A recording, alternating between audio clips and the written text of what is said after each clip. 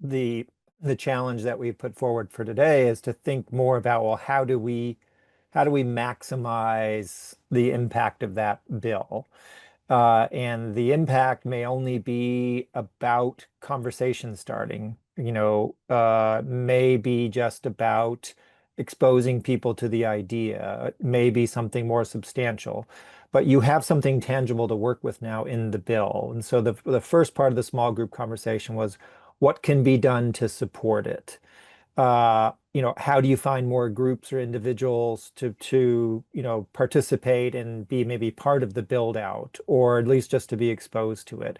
How do you get more legislators involved in supporting it beyond the one? So how do you get media exposure? How do you undertake other means of just education around the bill itself? What else could you do? What excuses basically can you use the bill for to really get more people in this case in New York, to understand what's going on here? And so that would be the first 20 minutes or so of our time together in the small groups.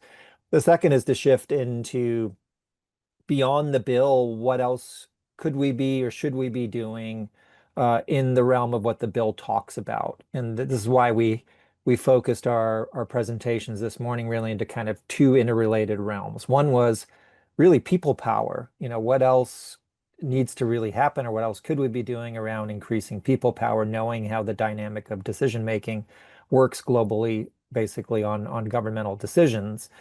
And then also the rights of nature idea, the rights of nature existence, the right relationship idea. What else could we be doing beyond the bill itself? So first part would be specifically about the bill. How do we support it? How do we maximize it? How do we push it as far down the path as possible?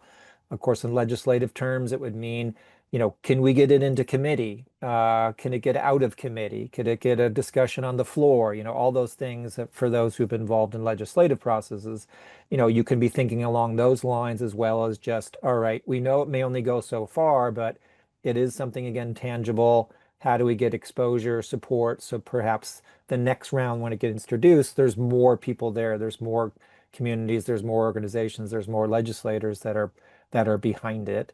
And again, that second half is to talk beyond the bill itself. What else do we need to be doing, or could we be doing in our communities to really evolve the ability of really people power, and people power in the name of we are connected to place. So using rights of nature or right relationship or whatever other term that's more suitable or more relevant to you, what else could we be doing? And of course, some of that work could be happening in conjunction to supporting the bill. It's not like they're mutually exclusive.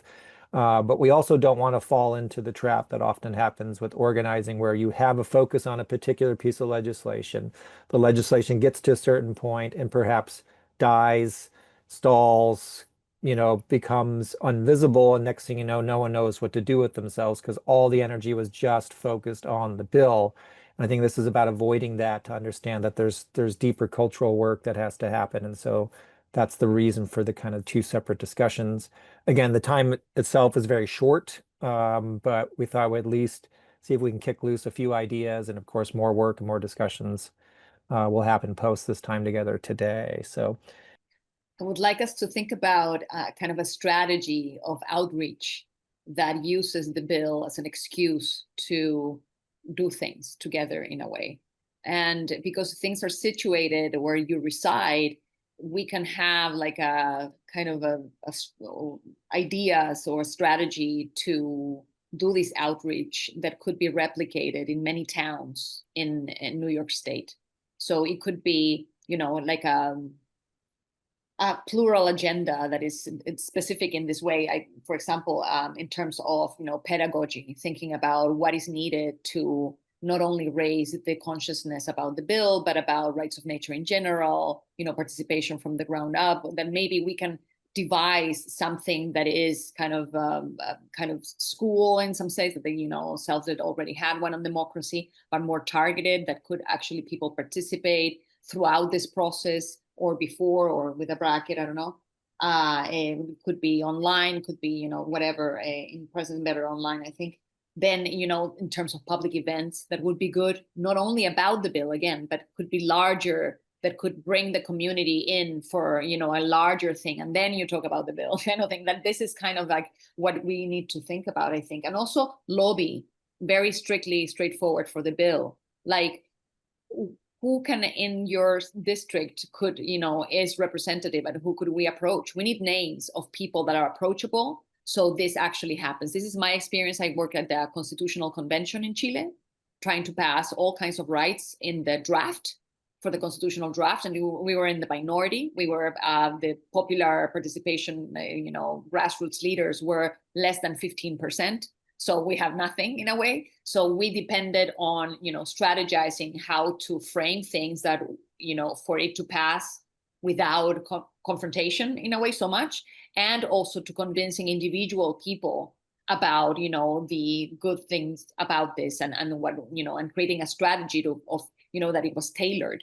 So I think we need the people that can be approached. So in a way, we create also a network with those legislatures for future things in a way, because in a way, every network is worthy in a way. So I think we need to think about specifically in your own place of residence, what is this kind of strategy that we would need to put forward that could be a larger strategy that is kind of tailored to the places. And then we can create a working group maybe that could allow for this to happen in this 7 months that we have in a way. And this is how I would think about it in terms of also media coverage and, spread what would entail in a way, so we can envision it as a strategy moving forward.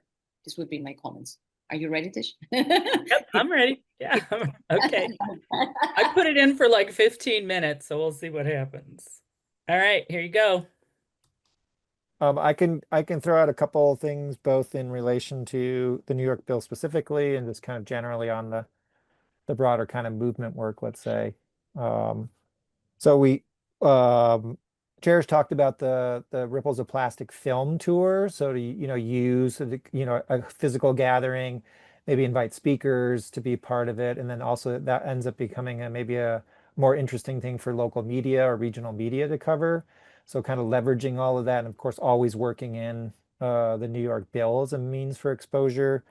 Carol talked about an event happening through her organization, this pilgrimage that's coming up, and they've worked in a special kind of workshop on rights of nature that will then also be another opportunity. So again, using another event or another kind of gathering to give it focus. Tony spoke about using opportunities of existing groups, even elected officials, to give presentations. He said he gave a presentation to the Seneca County electeds there about the bill and about rights of nature, and actually got a very, very receptive reaction that he wasn't too sure he would get based on the fact that they were largely affiliated to the Republican Party and wasn't too sure what they would think about it. So again, trying different things out, I think was the main things that we talked about in the form of supporting the bill, being persistent, was Holly's words, even going to likely allies that might give you pushback, but not being afraid to have those conversations, knowing that it is a long game. And then pivoting into kind of the long game stuff, we just talked about the need to get into the educational system one way or the other, whether it's with the youth or higher levels, that if we can talk to the kind of next wave of advocates, that will be beneficial for the transformation that's needed. Um, Holly even talked about maybe sometimes even those little things are important. Talked about providing these nature walks and getting people just to see their relationship to place differently, even if it's a small temporary kind of thing, but not dismissing those small moments. It's not always about the big things, the big organized things, as a need as well as part of the ongoing work. So yeah, those were kind of some of the kind of more tangible things that are already happening or that could happen. And I think the other big thing too is making sure around the New York ideas, especially around the bill, is making sure there's good connection from different regions. So if someone's working on something in one place, the others can kind of know about it. So, to kind of avoid the, reinventing the wheel kind of scenario. If something already's got something good, well, let's try it here kind of thing. And so that resource sharing, networking, collaborative kind of capabilities, and that may need someone that maybe has some technical knowledge and how to set that up, but always investigating ways to keep the full ecosystem of advocates and activists connected, even if you're just focusing on your particular region.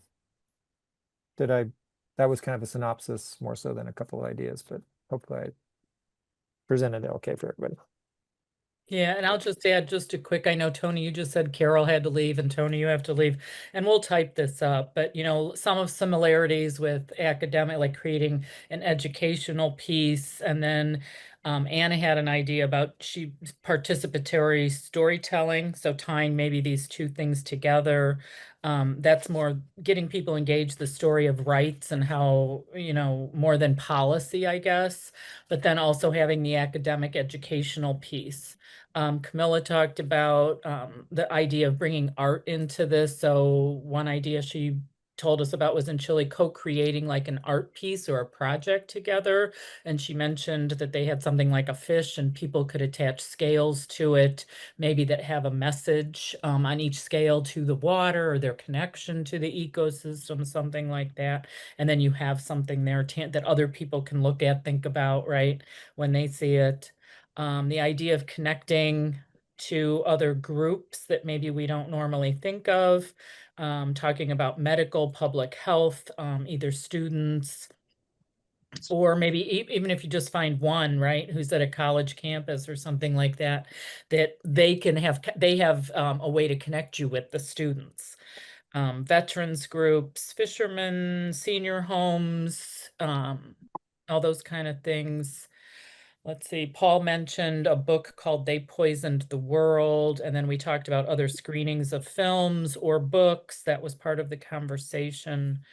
Um, Tying the Great Lakes Bill of Rights to other issues. So Alice mentioned about all the unrest that's going on. And so maybe we talked about like, maybe there's a war protest, but how do you then connect that to the bill, right? And so we talked about in Columbus a little bit and how their bill of this idea of local control and lawmaking, right? And so the fact that you can't stop a missile manufacturer that may be polluting the water in your community, but it ties the two issues together, right? If the Great Lakes bill was passed, maybe you could stop some of this warmongering that's going on in other parts of the world using this. Also, Camilla talked about, and I don't know which one of you else in the group talked about tying it to their, oh, maybe Alice too, to the reelection of officials. And she said in Chile, they got them on video, just short video saying that they would support, right, these efforts of local control, or in your case, it could be the Great Lakes Bill of Rights or whatever, because they want votes. But now you have it, proof of it, right? And so you can use that. One, it can help you promote it. Some people who have this affinity for believing that the authority figures, right? So you can use it that way, like they're supporting the bill or the effort. Plus, you can also then, if they don't support it then or vote for it, you have that as proof that they said they would when they wanted your vote, right? So anyway, those are just some of the things I wrote down. If I missed anything, feel free to send them to me. It was a great conversation. Yeah, it was Paul. Paul brought the re-election thing. One thing that I had to add the groups, because there was a mapping, maybe mapping the share stakeholders, in our state. So there were great ideas of senior citizens as a kind of a target group, but because basically they have less to lose in terms of they don't have to work, they have more spare time, they want to know, they're committed. Then outdoors and hiking groups, outdoor people, because there is kind of indirectly, they're also organized. They have hiking, trips or whatever. We can tap into that. And also the Unitarian Church and other churches in a way, because they're already organized. So basically really kind of mapping the stakeholders on the ground to see where can we kind of reach. Yeah. Yeah. I wanted to throw in one last thought. We're often talking about rights.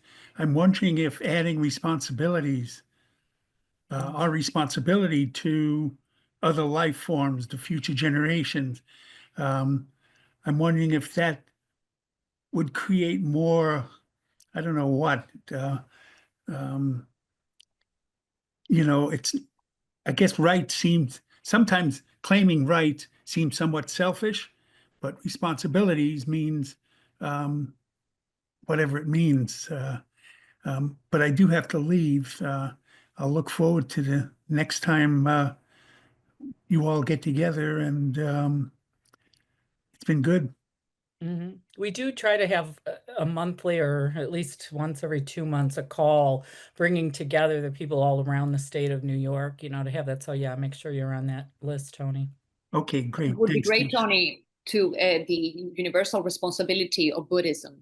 So that also kind of something that we can tap on. You know, the Dalai Lama has put very strongly the idea of universal responsibility in terms of right. Is everybody is responsible for everyone, and this is something that is going to give us forward in a way. So it would be great to tap into that community as well.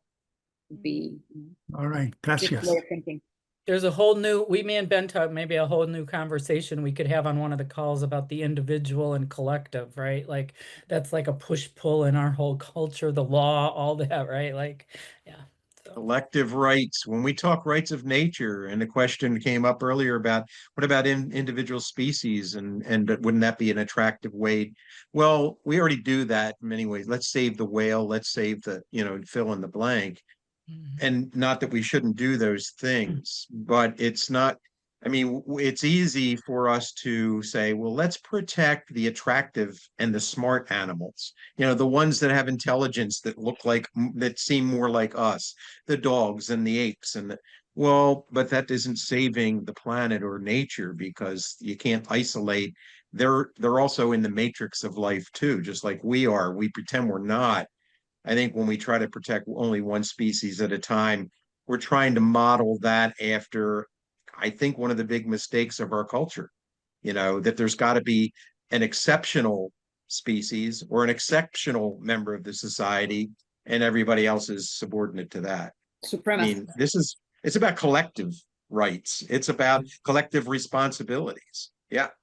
All right. Well, the And way maybe they they're win is even they the wrong divide. words. They divide our resources. That's how they win, right? So a game Right. of get us to play some whack-a-mole. Yep, exactly. That's a good way Great. to I'm put it. so appreciative of all of you and all your ideas. Thank Thank you so you. much. Thank you so much for being Thanks. Speaking of bringing together resources, Thank thank you, you. Tish, for organizing Thank you, this. everyone. Thanks all. here. Bye.